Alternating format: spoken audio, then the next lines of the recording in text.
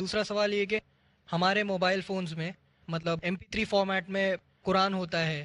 یا تو PDF format میں، تو کیا ان موبائل فونز کو لے کے ہم جا سکتے ہیں مطلب اگر کبھی بے خیالی میں چلے گئے؟ باقی جو دوسرا موبائل وغیرہ کے اندر جو آج کل قرآن مجید وغیرہ بھرنے کا انتظام کیا گیا ہے، دیکھیے قرآن مجید کے ریکارڈ کرنے سے کوئی غلط نہیں ہے، مگر استعمال کیا کرتے ہیں اس سے اس کا فرق پڑتا ہے۔ اگر اچھے مقصد کے لیے استعمال کر رہے ہیں تو ٹھیک ہے سننے کے لیے، مگر یہ ہے کہ اب آپ ٹوائلٹ میں بیٹھے ہوئے ہیں اور قرآن سننا چاہتے ہیں تو یہ چیز تو اس کے آداب کے خلاف ہے، وہاں تو یہ چیز اس طرح سننی نہیں چاہیے۔ مگر اب بعض لوگ جو ہے ٹوائلٹ میں بھی جا رہے ہیں اور باتیں بھی کر رہے ہیں، تو یہ چیزوں سے تو منع کیا گیا، یہ آداب کے خلاف ہے، وہاں جا کر اس طرح کی آپ کریں تو یہ چیزیں آداب کے خلاف ہیں، اور خاص طور پر اس میں اگر قرآن مجید لکھا ہوا ہے تو اس میں اور بھی زیادہ احتیاط کی ضرورت ہے۔ احتیاط کا تقاضا ہے کہ ان جگہوں پر جانے سے پہلے ان چیزوں کو الگ رکھ دیں تاکہ اس کی بے حرمتی نہ ہو، بے ادبی نہ ہو۔